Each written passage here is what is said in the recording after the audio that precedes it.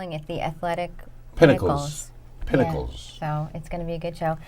Just want to say that we are on, if you want to see any of our articles and any stories that we're doing and any shows we're doing, you can go to njdiscover.com, like us on Facebook and Instagram. And we just want to say we are in Princeton. So we're Princeton TV, Long Branch, Old Bridge, North Brunswick, YoutownTube.com, Rutgers TV, YouTube, and Marlborough. So thank you for all those towns for carrying our show. And I'm going to turn over to Calvin. Calvin, tell us a little bit about what we're doing here, because this is going to be a really good show. It's really, it's an amazing show with Greg Valentine, Chris Mirabelli, Casey Murphy, how this all came about. And when we're done with a little monologue, see my hands are moving, I have to keep them under the table because my hands move all over. You noticed that? Yes. My hands move all over the place. So they're under the table. I can't control myself. But you want to tell us what you've been doing? What have you as I'm looking at these two Rutgers graduates over here. So it's a long story, and actually it really became official because Rutgers sent a photographer. I didn't even tell you guys. Rutgers sent a photographer in to document my being a teacher. So I am now, my title is professor. And don't you laugh over there. By the way, I have to acknowledge our studio audience, Kenneth Beckerman, Darren Antola, David Wilkins, and we'll talk about how you guys were so instrumental in getting this show here, because but anyway, it's a long, laborious story. But you're a professor. Do you wear your hat while you teach? You bet I do. You bet I do. It does not come off. So in August, Rutgers University called me. I did not solicit. And a professor asked if I would be interested in teaching a career explorations course. And it's been a long journey. Do I do this? Am I absolutely insane to do this at this? As a septuagenarian, I'm looking at you, Greg. As a because we're septuagenarians. Sure. Yes, we are. So as a septuagenarian, do I want to take this on when I could be? The truth is, I should be and I could be sitting on my front porch in a rocking chair, drinking prune juice on the rocks. Sure. You're not that old, Calvin. Old enough. So why would I want to give up the prune juice and start teaching? Anyway, it's a lot to share. A lot to share. Anyway, Monday, I actually soloed in front of my class with 21 kids. I soloed the Professor Clear, who was our guest 6 weeks ago. 6 weeks. Yes, she's been sitting in to kind of get me into the groove here. So she thought I'm ready to take it upon myself. And Monday I soloed, and today, so I'm a professor. You're officially a professor. Yes. So that's. So we should, from now on, I'll introduce you then as Professor Calvin. And actually, I asked a lot of people, what are the, and I should talk to you later. I mean, what do people call me? Without being nasty over there. No, I mean, I don't know. Everybody calls me Calvin. People start calling me Professor. But anyway, but enough with me. I like it. I'm going to call you Professor from now on. You may. Thank you. You absolutely may. And I'm just thrilled for you to share with what's going on with you. Yeah. No, thrilled. And tomorrow night is a highlight for me to be there and share that with you. So why don't you... I've been working on a story for probably 10 years. And it's so I've made it into a sitcom. I have a really great writer, Keith Armanitis. How do you say that? Armanitis. Armanitis.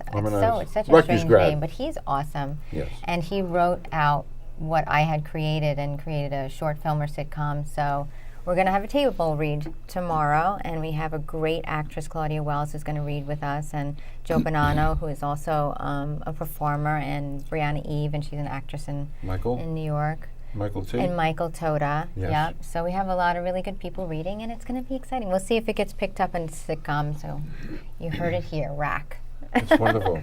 Wonderful. All right, let's bring on our guests. Okay, so real quick, how did this show came about? I think it's fabulously interesting. And part of this began with David Wilkins and LinkedIn, which I love LinkedIn. He's a Rutgers guy. I'm a Rutgers guy. We got connected, and boom, boom, boom. We did an interview on NJ Discover, and then you were guest with Tito Santana. With this, I can't show this enough because you guys were the producer of 350 Days. Greg Valentine was a star in this. A most amazing, which is available on Amazon Prime right now, and on demand, cable. What a marvelous, amazing, sensitive, magnificent movie. I've watched it for the 4th time today. It's just a human insight. But anyway, all of that well-being and all of that stuff was born, and that gave the impetus. And then more LinkedIn. As I look at Chris Mirabelli, I sent you back last spring, I sent you a LinkedIn invitation, and you connected with me, and then I looked at your profile, and I'm kind of a groupie. I see a 4-time Rutgers Javelin All-American. Yep. Boom. And that little innocent connection led to a couple of messages, which led to phone call. To a long phone call. A long phone call. I guess I do long phone calls. There's no short with me. No, there's no short with me. And then you sent me your story, which we'll talk about shortly. And then we met at Henry's Diner. Henry's, and then there's a great story about Chris and his journey, which we'll talk about on njdiscover.com. And here we all are. And then, of course, getting Greg and the availability and talking to Darren and David, boom, what a great show. And, of course, through you, met Casey. And I'm not just saying this because you're sitting here, but I'm a huge fan of Rutgers soccer, and I can prove it. And we didn't even talk about this, but NJ Discover, for 2 years, used to broadcast Sky Blue. Oh, wow. You didn't know that. We did 2 years, we were the broadcast arm of Sky Blue. Wow. So I'm running around the field pretending I'm important with a camera, and so I have a great affinity for women's soccer, as we talked about. Anyway, that's how the show came about. So, putting Greg and Chris and Casey together as athletic pinnacles, it kind of worked out. So that's that. So we're going to turn it over to you guys. If you can do just a short bio, and maybe if you want to do some contact information where people, if they want to follow your career. So we can start with Casey Murphy. Hi, my name is Casey. I'm 23 years old. I went to Bridgewater Raritan High School. I played soccer there for 4 years on the varsity team, and my senior year we won a state championship. I then moved on to play at Rutgers, where I was a student athlete. I played there 3 years and left a year early to go play professionally, follow my dream, and play in France, where I played in the French League for 2 years. There I was able to see the field, experience a different culture, learn a lot about myself and how much I love the sport, and eventually make a name for myself, winning French Goalkeeper of the Year. With that success, I was able to come back and play in the States. Now I play for I play for Reign FC in Washington State, right by Seattle, and I'm happy and excited about the future of my journey. That's awesome. Great. That's a good bio. Yeah, really good. It's wonderful. As I was scripted. It's wonderful. Wow, well done. They just threw the bio on me 2 minutes ago. So. My name is Chris Mirabelli. I am currently a professional javelin thrower. Not many people know of that, or that you could throw professionally in javelin, but born and raised in South Jersey, went to Rutgers University on the track and field team. I was captain for 2 years. I was leaving Rutgers in the NCAA, I was a 4-time All-American, 3-time Big Ten champion, a junior Pan American gold medalist for Team USA. I was currently in my master's program finishing global sports business and just training professionally now, preparing for my upcoming season for both of our goals to be in the 2020 Olympics. Together would be pretty awesome as well. But that's pretty much my story right now. That's what I got going on. That's great. Greg Valentine. Greg Valentine. Well, my journey is a long journey. I started wrestling when I was 1970 I started wrestling. So, and professional wrestling, and got my really first big break in 1976 in the NWA and the Mid-Atlantic area, and actually came into, it was WWE now, but it was WWF back then in 1979, and came in and had very, very good success in WWF. Was put in the Hall of Fame in 2004.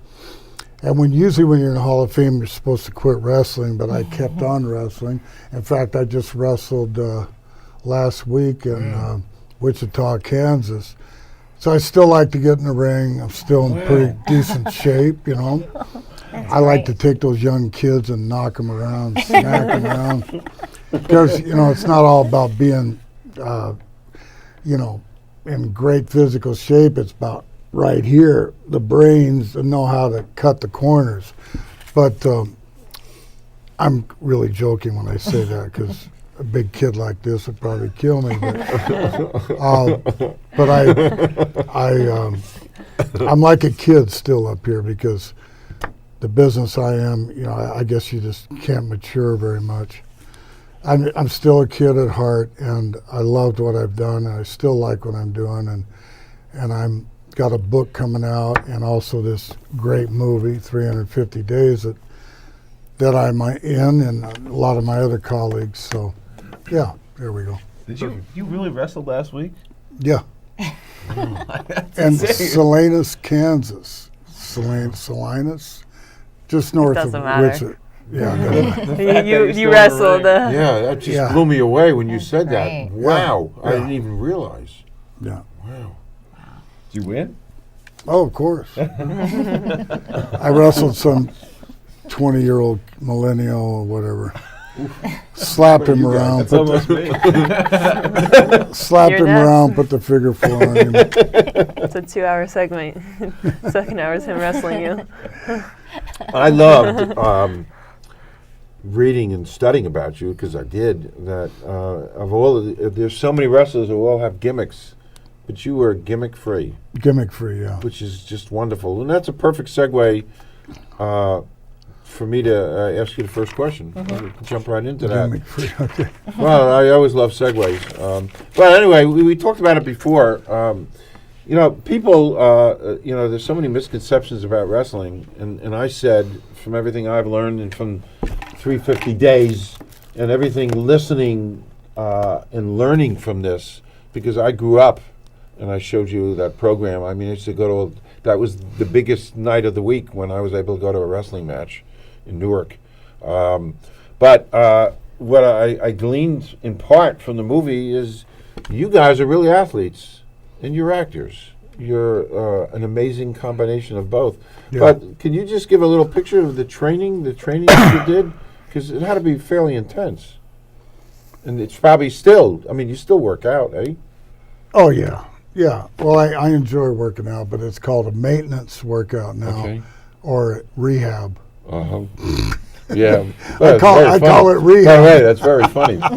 That's really very funny. When I walk to the mailbox, it's rehab. So walking through the airports, it's rehab. This is good for me. Even when I was a young kid, I hated to walk, and I hate to run. But I could wrestle out there 60 minutes every night against Bob Backlund or Hulk Hogan, but he never went that long. But you know, I love it. I love the wrestling, and something happened to me when I crawled in between the ropes and got in there. I thought I was Johnny Valentine, who's the greatest wrestler of all time, and that's my dad. And so it's just, yeah. What was the question again? I forgot. I forgot. But yeah, it's been a great journey for me. But basically, you really had, and still do, and for getting to rehab, it's work.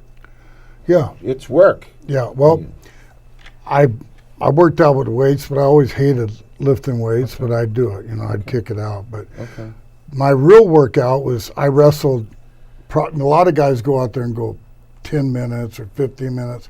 I always at least went 45 minutes or 60 minutes. That was my workout. And then I drank 10 beers, and then I'd go do it the next night and sweat it all out. So Okay. Okay. Did you meet with the other wrestlers and practice what you were going to do? no, Or no. you It was so kidding no me? one really No, there was knew. no not in my day. My day, it was all ad lib. Okay. We knew because the promoter said, well, I want this guy to go over tonight, means win tonight. Or Greg, just put him over somehow, but you don't have to get beat 1, 2, 3, or just get disqualified or something. So, but I would never plan my match out. I would never say, oh, we're going to do this spot and this spot. I couldn't do that. First of all, I couldn't remember it. So it was all ad lib out there. I would talk to him in the ring, and I was the ring general. I told him what I wanted to do. And, it was a work in progress. So. Yeah. And what about injuries? Did you have a lot of injuries? Not really. Big injury I had, and I was over 50 years old when this happened. It was a card that they had in Chicago at a soccer stadium, and I was coming out of the ring, and the step broke, so I tore my quad almost 95% off my knee. Oof. So that was bad. It took 2 years to heal. So that wasn't even fighting in the ring. No, it was just coming out of the ring. Unbelievable. Wow. So I sued, but it was really hard. I drove a car with my legs straight for a year, and Wow. I finally got back into the ring. That was my challenge. Yeah. My other big question: where'd you come up with the hammer? That's a loaded question. But actually, it just I used to This wrestle. is a family show. I Yeah, tell you that. I got that by accident. Actually, I used to drape the guys over the top rope, and I'd hit them with this big sledgehammer, a big forearm. And I also dropped the elbow, which kind of looks like Iron and Hammer, sort of. But the announcer started calling, "Here comes the hammer." The hammer, so it just kind of stuck. And then when I came to WWF, they put it right in my name. So Very cool. That's cool. That's cool. Okay. Can you talk about your dad a little bit, Johnny Valentine? Because he was everything to you, and as our resident wrestling expert here, Kenneth Beckerman, said he's probably one of the greatest, if not the greatest wrestler who ever lived. And one time, also, you were listed on a marquee as brothers. right. Well, there was a wrestler named Lou Thez, the baddest ass wrestler ever, and he, there's a lot of guys getting into pro wrestling that really don't know how to shoot wrestle or NCAA wrestle, right? But this guy was an Olympic everything. He was the ultimate wrestler, Lou Thez. He said in his biography that Johnny Valentine was the toughest son of a bitch in the world and had the hardest, strongest jab. And there was this shooter in Los Angeles, and I forget his name. I should know his name, but I can't remember. They wanted Johnny Valentine to beat him because he was to beat the champ, and the guy goes, I'm not doing a job, which means I'm not losing, to Johnny Valentine. This guy was a shooter and everything. So my dad just kind of followed him into the corner. It was on Channel 13, KCOP in Los Angeles. My dad followed him in the corner. When he turned around, he nailed him and broke his jaw just like that. Boom. Wow. For real. For real. For real. Yeah. So my dad was just tough as nails. He was the ultimate ribber. Ribbing, I mean, he played practical jokes. They weren't too practical, but they were really gross, a lot of them. But he was known for that. He was just, he was mean, but he was a great person too. So He tried to dissuade you from going into wrestling, didn't he? yeah, well, I went down and spent 3 months with him in Texas, and on the road. I was going to college in Seattle, and he brought me down. And so I spent 3 to 4 months on the road with him. I didn't want to go back to college, and I sat at ringside and watched him wrestle Fritz Farn, Eric, Wahoo McDaniel, all these guys. And I go, man, that's just fantastic. I had no idea it was a work or anything was set up. I watched my dad. I go, oh my God, this is for real. I'd watch some of the other stuff, and that was all fluff. But so I kept begging my dad that I wanted to be a wrestler, and he said, well, you're not big enough. I was about 5'11", 190 pounds. I wasn't really big enough then. And yeah, not big enough. But finally, I talked him into it, and he sent me to Calgary, Alberta, and it took a while, but I got there. You were with Hart up there, right? Yeah, Stu Hart. Okay. Was he related to the other Harts? Well, he was the father of all the Harts. Okay. Bret Hart, Okay. Owen Hart, and the whole huge. Okay. He had 13 kids actually, Wow. and 30 cats. Wow. 30. Wow. What a ratio. Kids and 30 cats. All right. 30 Messy cats. house. Let's, Yeah. all right. Moving on to Chris. Okay. You're a 4-time Rutgers All-American in Javelin, and a lot of people don't know track and field. They know football, but they should know track and field. But can you talk a little bit about the intensity of your field, the working out, the whole package of all you do? Yeah, absolutely. Javelin throwers are all around great athletes.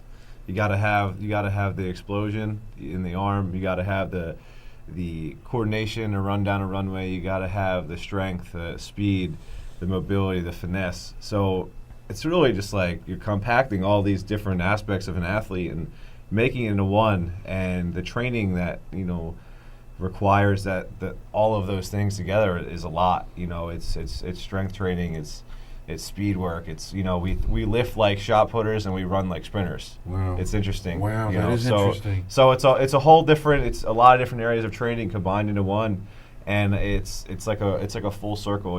It's each week I hit different. Each day I hit my different day of training for my certain thing I want to work on, and each week it's just it's the next cycle, and I kind of hit everything once or twice in 1 week, so it's just covering everything. In a typical day, how long would you be in the gym?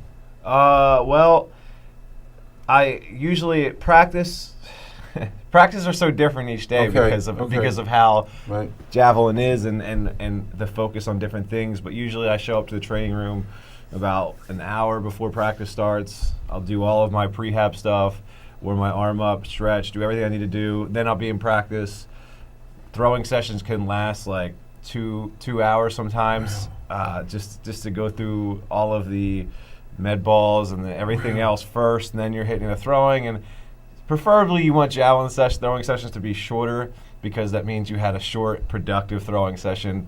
But sometimes if they're lasting a little longer, you're kind of just you're throwing too much. But I try to keep it within like 2 hours, and then often after I throw, I end up lifting. My scheduled lift with my strength coach is probably another hour and a half. Wow. And then I go back into the training room, ice bath, and do all my post-tab practice things. And How many days a week? 6. 6 days a Yeah. week like that. Yeah. Wow. Yeah. That's a lot of discipline. Oof. Yeah. That's a lot. If it's one thing I have, it's definitely discipline. Yeah. I hate skipping out on one thing, because if I skip out on one thing, it mentally messes me up. I'm like, I missed something. I never want to, I hate missing out on something. So I always want to get everything done, everything I need to do the right and effective way. Do you guys, all of you, do you guys get endorphin highs? When Well, I'm sure when we're competing. You get high on endorphins to make you feel good. Right. Yeah, sure. You do Oh yeah. when you're working out. After I get out of the ring and wrestle for an hour and I come back, I'm good for a whole day. Just that feeling. That feeling. Yeah. Yep. Especially afterwards. Your Great. adrenaline's just running so high for so long. It's You an just- amazing thing, and the whole institution of, I have a trainer as a septuagenarian. We're gonna touch on that a lot. Thanks. Whatever, it is what it is. You're right. So I have a trainer. So Monday I'm in the gym 2 hours and 45 minutes. I mean, that's a lot. for septuagenarian. That's a lot, but when I finish with that, man, do I feel good. Yeah. Sure. You know? I find it interesting, like, with me, I'm in a runway. I usually have 6 throws per competition. I'm in a runway for about 15 seconds max. You're in a wrestling match for however long, or you're at practice you're wrestling straight for an hour. But with Casey, I find it interesting because you have 90 minutes to play with full focus as a goalkeeper, and it's like you got to really be able to control that like endorphin high and kind of channel it into a focus. So I find like that, like another thing is, you know, like golfing. It's like it's all similar because like you have to be so laser focused within 90 minutes. It's like because after games I pick her up and she's half exhausted and half just like amped up. You know what I mean? Yeah, absolutely. I think in matches especially, I'm constantly checking in with myself, where's my energy at? Does my energy need to be picked up or do I need to bring it down a bit because I'm too revved up? So throughout the game, I'll find a person on the field that maybe I need to be at their energy. And I'll look at them and like, okay, let me get to their level. They're, you know, the team, they're hyping the team up, they're cheering the team on. And so I'll look to them and that will help raise my energy. Or I may be too, you know, revved up and I need to be calm, focus, but also in control of my body. So it's just always checking in with yourself, especially in matches. It's a tough position because when they're down in the other end, Yeah. you're watching the birds and the bees up there. Absolutely not. When they're down on the other end, I'm already seeing what the play could develop to. So as a goalkeeper, you need to be constantly adjusting. What do you do physically? Yeah, Just physically. If stand it's a there? cold You day, can't just stand there. You no, have to I'm go back. moving. Yeah. Actually, if I wear a GPS monitor on the back of my sports Okay. bra, and it will say sometimes I cover 4 to 5 miles in one match. Now it's I'm not running necessarily, but just pacing, following the right? game. It's insane. But Wow. as a goalkeeper, I cover that much ground because of how I need to stay involved and connected to my defenders. Because if there's too much of a gap between the defenders and me, then there's a big space for that ball to get through. And so I have to be ready to pounce on it. Yeah, that's a big goalie to protect. And it's so big. Yeah. I mean, Yeah, for sure. And as a goalkeeper, you see the whole field. So you need to be constantly communicating because I see everything in front of me. So I can help the people organize and tell them where they need to be or tell them what they should be doing because I can see everything from the back. wow. You got signals and all kinds of stuff to. Yeah, when it's really loud and there's, 10, 20,000, it's hard to get people's attention. But anything, like if they're just giving me a thumbs up, I know they heard me. And if I say something to my back line, they're able to relay that message forward to the forwards, to the midfielders. So it's kind of a chain of communication. I had no idea they were talking. In France, in France it was different. Depended who we played. I would say the fans in NWSL, the league I play in now, the sport is growing so much, and we go to play in Portland. There's 20,000 plus people at the game. Wow. Yeah. Crazy. So it's the sport is really taken off, and people are coming around it and gathering together, and they love to come watch women's soccer, and so it's an exciting time to be a part of the sport. Wow. It really is. Yeah. Wow. How did you start with Javelin? What else? Anything else because I look at you, I see quarterback. Yeah, I was a quarterback. Were you? Yeah, I was a quarterback in high school. I actually started throwing javelin when I was 5 years old. My dad was he threw in college. He threw post-collegiately. He was in the 80 Olympic trials. So he would coach me at 5 years old. I came back I played soccer as well. He'd come back from a game and he puts this little stick in my hand. He's like, throw this thing. And I started throwing it.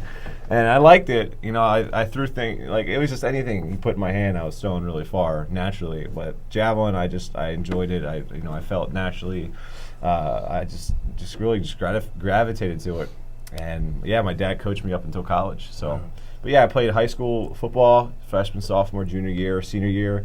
I stopped playing football I didn't want to get hurt. When the schools recruited me for track, it wasn't worth it. I really, but I do miss football a lot. I miss it so much, and I wanted to walk on the Rutgers football team when I was a sophomore. My track coach found out, and he didn't want me to. So it was a whole ordeal. But I love football. I love watching it. But javelin has helped me, and been successful in it, and just taking it, running with it. Okay. You never played football? No. No, okay. No. I see Played a him little. as a fullback. Well, I did play a little bit, but Okay. I took wrestling in high school, and then I played some baseball. Did you actually wrestle in high school? Competitively? Yeah. Okay. Yeah. So before you Wasn't that good though. Huh. Wasn't that good. It was, because I was heavy. I was a heavyweight and had to wrestle these real heavy, fat guys.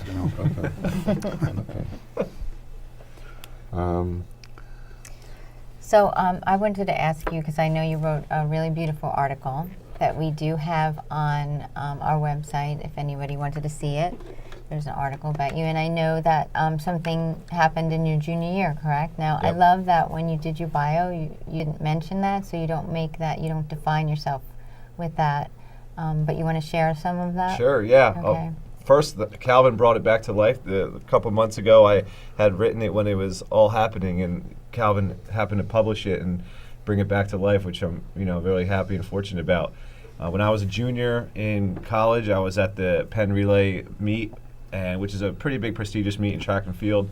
And on my last throw, the kid before me beat me, and I had to beat him. I was the last thrower, so I had to beat him my last throw. And when you win, you get this really nice gold watch that I've been competing at Penn Relays for years. I never got the gold watch, and I really wanted to take it this year. And I ended up taking my last throw. I won the meet. I beat him. I had a new personal best. And later on, in like 10, 15 minutes later, my shoulder was like really killing me, and that endorphin high, I didn't feel anything. Wow. I didn't feel anything during the moment, and then I'm like, it's hard to lift up my arm. I ended up tearing my rotator cuff in labrum, and I didn't want to get my surgery in the middle of the season because it was going so well. So I held off on the surgery. I competed the rest of the season with a torn rotator cuff and labrum. I was getting like cortisone shots every weekend to get me through the meets. Ended up winning. I still won the Big Ten championships. Still made the first team All-American, and then in September I got the surgery, and it was a reconstructive experimental surgery. The surgery the surgeon did was never really did on an active thrower before. So I got that. A week later, I go in for a checkup to see how it's going to the Rutgers doctors. And they found a heart condition that I had, which is a dilated aortic root. And so I'm sitting here in a sling, and I just got told I can't, I saw cardiologists. They said I can't train anymore. I can't do track. I can't throw javelin anymore. It's too dangerous for your heart. You could run the risk of an aortic aneurysm. So I'm just sitting here, and everything was taken away from me within, a couple weeks. I'm in a sling. I get told I can't do training. And it was a pretty devastating time. Everything I loved and everything that I dreamed of doing and everything I worked for every single day for hours a day was just gone. And for a long period of time, I went through a pretty bad state of depression. It was I just kind of lost myself. I just everything I loved was taken away, and it was a tough time in the moment. And for 6 months, it was pretty rough. And then I ended up writing about it. I ended up talking about my mental, where I was mentally, where I was physically, because it's a good story. And I came back from it. People got a good team of cardiologists. Some of the best cardiologists said, "Listen, we can work with you. We think you can continue training. You're just going to have different, limitations." And so she and I came up with a saying, "Same goal, different path." I can't train like the other, elite javelin throwers, but we're going to make our own path, and we're going to just worry about ourselves, do what we can control, and that's where I'm at today. That's great. Wow. Yeah. That's great. So you've been training this way for how long now?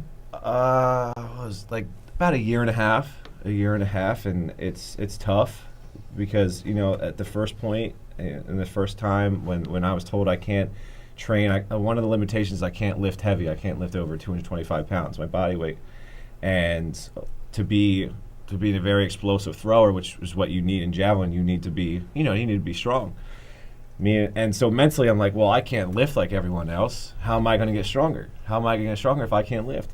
So my strength coach and I sat down for a couple months, and we came up with a different strength plan to get stronger, just not lifting as heavy as everyone else. We're going to add volume. We're going to lift more frequently. We're going to lift longer, which is why those practices take so long. I'm in a weight room for 2 hours because I have to do 5 more, 10 more sets of everything else. But whatever it takes, I'll do whatever it takes to ultimately reach what I want to accomplish. And you're on the path there. You're getting there. Trying to. I'm trying to. I really am. I'm just training right now, prepping. I was in the 2016 Olympic trials. I was 19 years old. I was a teenager going up against other professional throwers, and I'm older, wiser, more mature now prepping for the 2020 Olympic trials. And then I still want to continue after that. I want to keep going. When I want to are go. those trials? End of June. End of June of 2020. Out in Oregon. Okay. Yeah, so they're end of June, and the Olympics, I believe, are end of July. Okay. So you'll both be there for the trials? So soccer's a little different. So track and field, there's an actual track meet, but you have like qualifiers, right? Yeah, for soccer it's qualifying, and there was a 23 roster for the World Cup, and that roster will now go down to 20.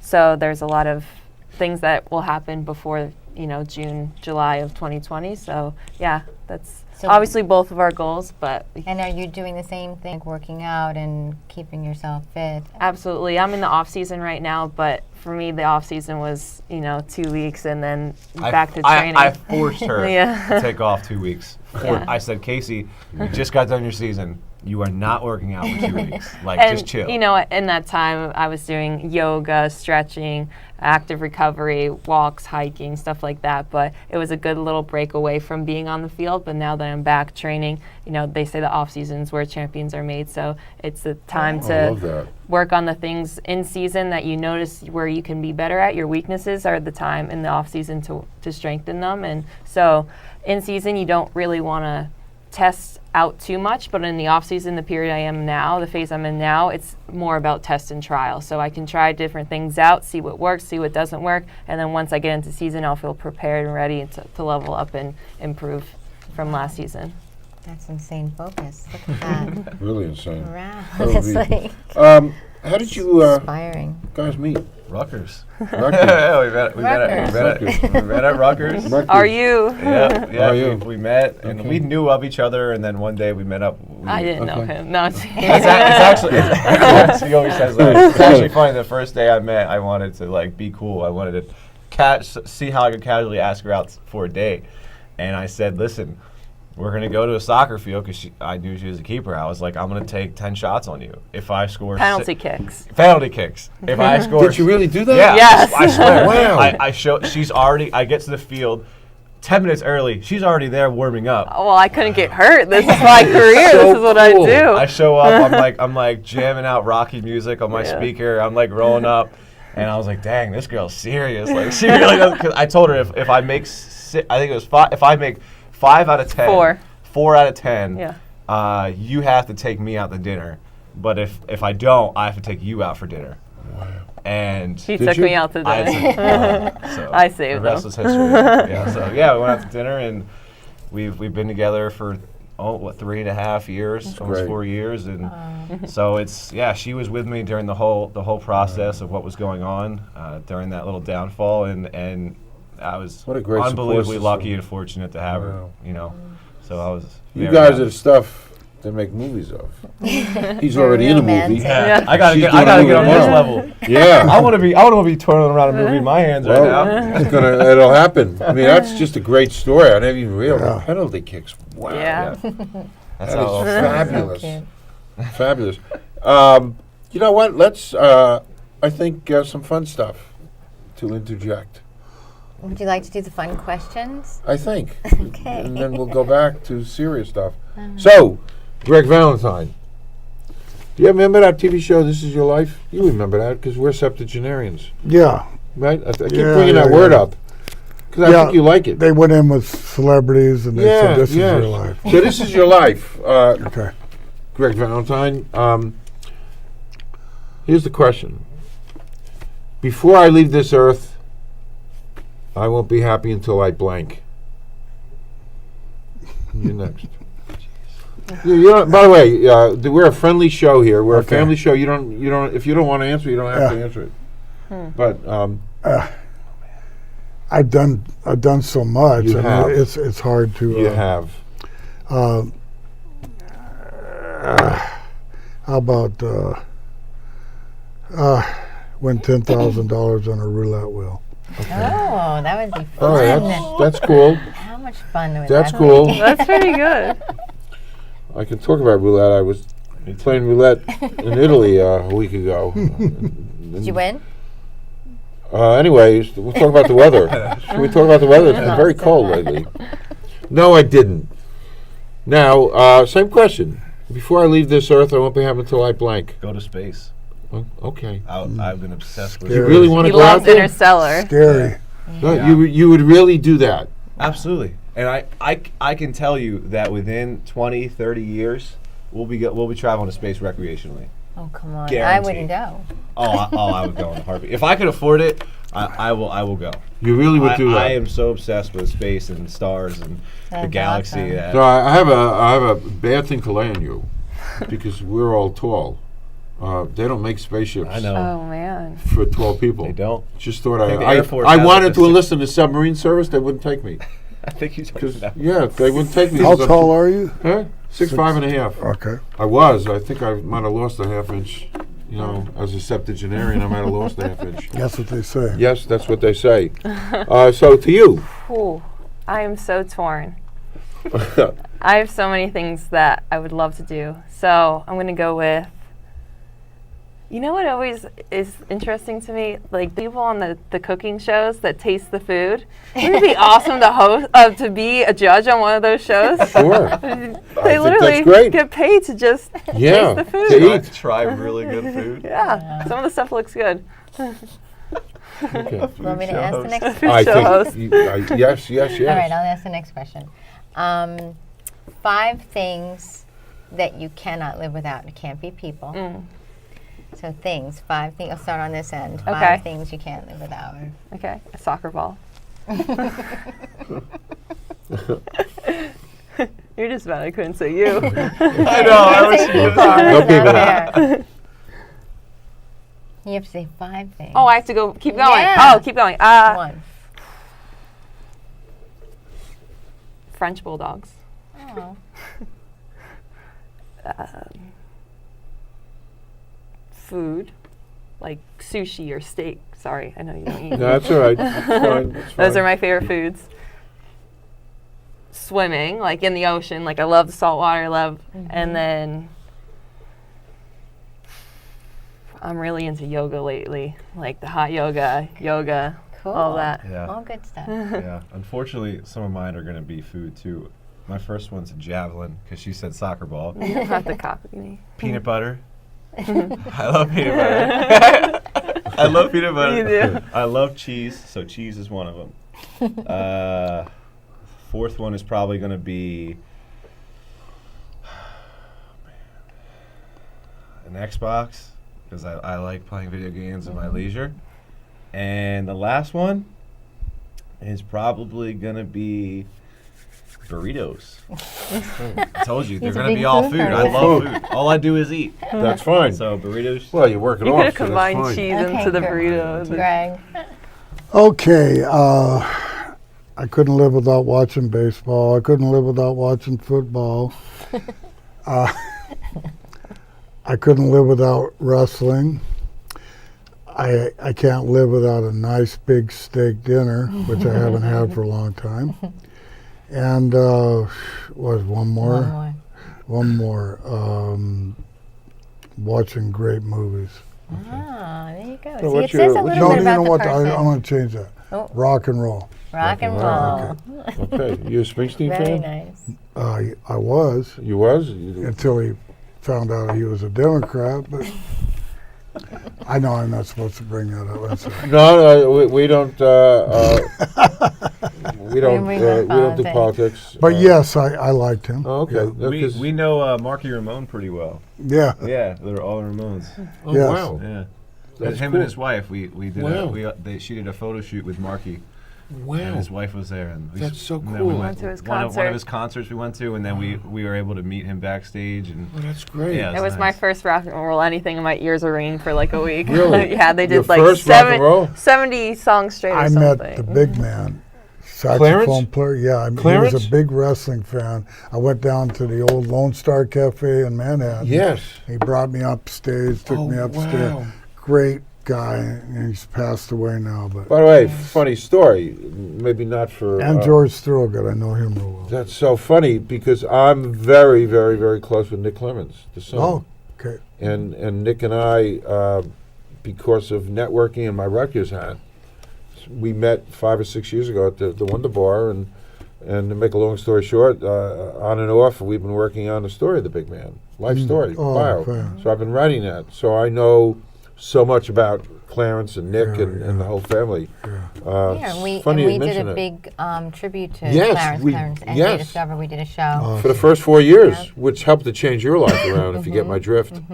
We did the red carpet for the annual Big Man's birthday bash. Yeah. She and I, actually, in the old days, you worked the camera. I did. Yeah, I produced I it. hate the. And Little Steven's a great guy. Little Steven's a great guy, absolutely great guy. That's so we have to talk about that music stuff later. Small world, Yeah. really small world. Can we get to the big question? Because I know we're running out of time, and I We know are that with. was the big question. The big Guna. Yeah, Which like one? the group question that you had. You know, You don't not, even want not to? important. Not no, important. no, not okay, important. so then Um, you gonna hit them with another? Well, in a minute, but I want to do something that's important. I'd love you to talk about a little bit about 350 days. Well, first of all, before I forget to say anything, it's 350 Days is available on Amazon and also Is it on Prime? demand cable. Right. On demand. Right. Okay. And the DVDs were on sale for, I guess they're still at the Walmart, but you can find these virtually everywhere. Sure. It's a great, great movie. I love the opening scene. 5 years Yeah. to make it. Is that right? Yeah. 5 years. Yeah. I'm just saying, not because you all are here, but I watched 4 times. I watched it. Oh, wow. Yeah, it's so human. It's full of stuff, It's so you so can watch full. it 4 It's so times, yeah. human, It really but it's is. above and beyond wrestling. It's about people, and about people in professions, and about the work that you did, and about the misconceptions, and it's such a touching story, and therefore, because this is the season, this is the holiday season, Right. so it makes really makes a great gift, and I can't overemphasize enough. I wrote a nice review about that, but Well, if a professor can watch this for 4 times, there you True. go. I really gotta did. try it out. Greg, is it your hands that open the movie on the steering wheel? Yes. Yeah. It is. I recognize them. The ring. My Yeah. beautiful hands. Yeah. How about that? Yeah, the wrestlers. hands. Ugliest hands in the world, but They look tough. So speaking of tough, though, I just wanted to ask, who was your favorite opponent? Because that was one of the things I wanted to ask you too today. Yeah, that's a great question. Yeah. I had a lot of, almost every guy that I would work with, we would do like a program, and we'd work with that individual we'd shoot it out with other guys once in a while, but we'd work with that same person for 2-3 years, just if it was that good, if it got over. Tito Santana was one of my favorites, and I always liked to work with Hulk Hogan because all I had to do was hold him down, and he would go like this, and the people would go crazy, and I just hold him down. It was effortless. And Ric Flair was another great one. Nature Boy. And there was a guy named Rugged Ronnie Garvin. Was fantastic because I could hit him as hard as I want, and he could hit me as hard as that he wanted to, because I like to work stiff. A lot of great guys. So Are there? I can't go. I have to mention Roddy Piper, Oh, sure. the late great Roddy Piper. No, he did. We had this match. It's on the back Is, here. is Roddy gone? Yeah, he passed away 3 years ago. But we had this match called the Dog Collar match, and It was way back in 1983. First pay-per-view ever, Wow. and I was on there. Wow. But Roddy passed away 3 years ago. But he was great. So I'm going to say he's my favorite. Okay. Now, who was your least favorite? Were there any guys that you My wrestled? least favorite, that is really easy for me to say. I was the Ultimate Warrior. Uh-huh. Because, he was a muscle freak, and he really didn't like wrestling business, but I mean, he brought a lot to the table, and he was box office, so he would come down, running down, and flexing and shaking the ropes, and he'd run back and forth. And when I wrestled him, I'd just stand off and watch him run back and forth till he got tired. But, he was my worst opponent. But he never hurt me because I wouldn't let him. Now, are the guys that you on the circuit that you actually didn't like? Like Didn't? personal? Yeah. People? Yeah. Would some of that ever translate into a match to somebody you didn't like? Would you, you know what I'm trying to say? Would you hit him harder? Yeah. Okay. But you know what? If I didn't like him, I'd just smack him around in the ring. Okay. I can't really think of a top main event guy. See, you got to learn how to like somebody if you're going to work with them. I guess acting and movies would be the same thing. Okay. But so you just had to learn how to get along with them. I tried to get along with everybody. The movie The Wrestler, did you like it? Yes, I did. Okay. Okay. It's a great movie. Great movie. Yeah. It was Even kind of. I've seen it. It was. And I'm young. That's cool. I'm really surprised. Wow. Yeah. It's kind of like a guy that have been way to the top. Mickey Rourke played that. They've been way to the top, and then he got hurt, and then he came back on the independent scene. And there's all kinds of independent wrestling going on, especially in Jersey and New York, all up and down the East Coast. So it's basically kind of like that, but it's very realistic. That's what I want to ask you. The reality factor on Yeah. The Wrestler. Yeah. It really hits home. Yeah. And his character hits home. And there's this great sadness. It was very depressing. I kind of found it was... Wrestling can be a great business and a great high, and you can make lots of money, or you can end up in a trailer somewhere. So it's, very... Mm-hmm. I don't know if I asked you this before, but wrestling in front of 19,000 people, how do you... Well, I can... How did you like I that? can up that. I was at WrestleMania 3, and it was 98,000 people. Wow. And the Silver Dome is torn down now in Detroit. So you That wrestled in was front of WrestleMania 3. How did you feel? Uh, Were you scared? no. No. I mean, there's something about 19,000 people, that's big. You go way up to 100 or 98,000 people. They took us out, and they drove us out there to the ring. When we were in there and you'd hear them react to say I'd hit somebody or chop them, you hear the people react, and it was just like a whew, whew, like that, but it was amazing. It was amazing. Yeah. You ever have any fear of crazy fans? No. No. Okay. But we always had anticipation before. I don't care how many times you wrestled, you had a big crowd out there and say you were in the main event. You always, I always did these, and you always had the anticipation and a little butterflies, but once you got in the ring, I was over. Okay. And do you guys get nervous? Do you get nervous in front of, do you? I personally don't. For me, going in You're knowing I'm prepared. You're playing a big match and no nerves? For me, it's I've prepared visualizing before the match, so I feel like I've been there. Like when I step on the field, I feel comfortable. I've run scenarios through my head, and so when I'm there, it's okay, I feel like I've been here before. So you detach yourself. You're detached. I almost turn the pressure, the nervousness into a challenge. Okay, this is a challenge. What's the challenge? How am I challenging myself today? And that helps ease any nerves or any pressure that I'm feeling in the match. Okay. And Chris, when No. you're nothing, I don't get nervous. nothing. No. You just do your thing and Same thing with her. It's visualization before you compete. When you step in the ring or you step in the runway, or you step on the field, you're always prepared. okay. You know what's coming. You know what you got to do. Yeah, you fall in scenarios like that. You fall back on your good habits, and I know like Chris and I we're very disciplined, we're very regimented, and in moments we know we fall back on all of our good habits that we established in our foundation. So that's what helps us be successful. Okay. Amen. That guy over there, They're telling us to wrap it up. he gave me 2 fingers. Fortunately, he didn't give me the 1 finger.